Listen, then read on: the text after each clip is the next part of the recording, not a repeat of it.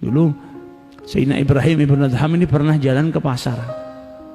Di pasar dia dapat orang, kedua kakinya sudah nggak ada, ya, kedua kakinya terpotong, kemudian kedua tangannya juga terpotong, nggak punya kaki, nggak punya tangan.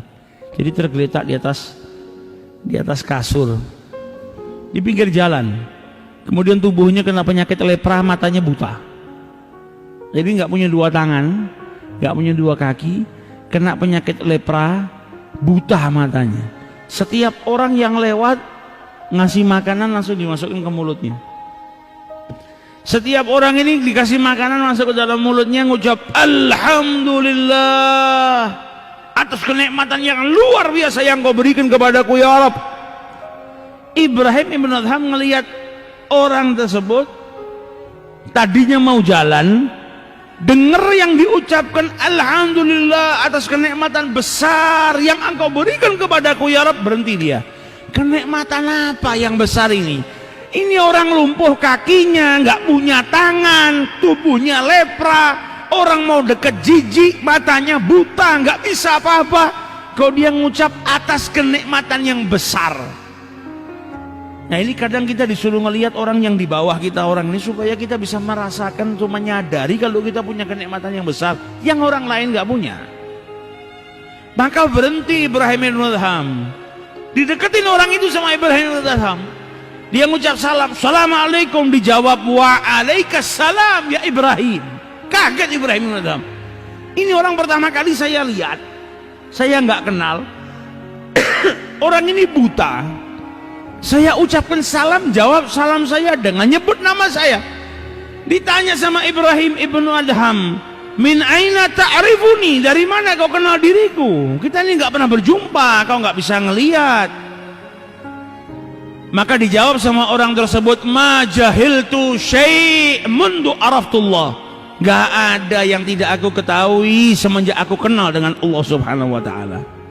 Orang kalau sudah kenal betul sama Allah, tahu betul Allah subhanahu wa ta'ala, gak ada yang tertutup bagi dirinya.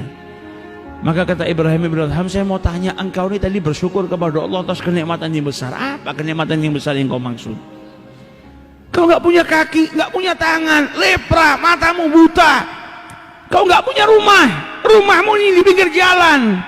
Apa kenikmatan besar yang kau maksud, yang kau syukuri kepada Allah subhanahu wa ta'ala? Maka dijawab oleh Allah subhanahu oleh orang tersebut, karena Allah subhanahu wa ta'ala meninggalkan kepadaku dua hal yang aku syukuri. Ia tinggalkan qalban syakiran wa lisanan dzakiran. Aku ditinggalkan oleh Allah subhanahu wa ta'ala, yang tidak diambil sama Allah, yang ditinggalkan buatku apa? Lisan yang berzikir kepada Allah dan hati yang bersyukur kepada Allah subhanahu wa ta'ala. Apakah dua hal tersebut bukan sesuatu yang besar, yang layak untuk aku syukuri? Apakah ada kenikmatan yang lebih besar daripada itu? Orang yang punya rumah, nggak punya hati yang bersyukur kepada Allah, nggak punya lisan yang berzikir kepada Allah, apakah rumahnya lebih nikmat daripada itu? Apakah ada yang bisa mengalahkan dua hal ini? Lisan yang selalu berzikir dan hati yang bersyukur kepada Allah. Enggak ada, ini kenikmatan yang besar. Alhamdulillah masih disisakan oleh Allah subhanahu wa ta'ala kepada diriku. Nah orang kadang disuruh belajar. Jadi jangan kita lihat orang-orang yang di pinggir jalan ini orang-orang kurang. Justru bisa jadi dia guru kita yang ngajarin kita. Dia bisa membuka diri kita supaya lebih sadar. Justru Ibrahim bin Adham diajarkan sama seseorang yang fakir seperti itu. Kalau lisan yang zakir dan hati yang syakir, itu lebih mulia daripada kenikmatan apapun yang kau miliki.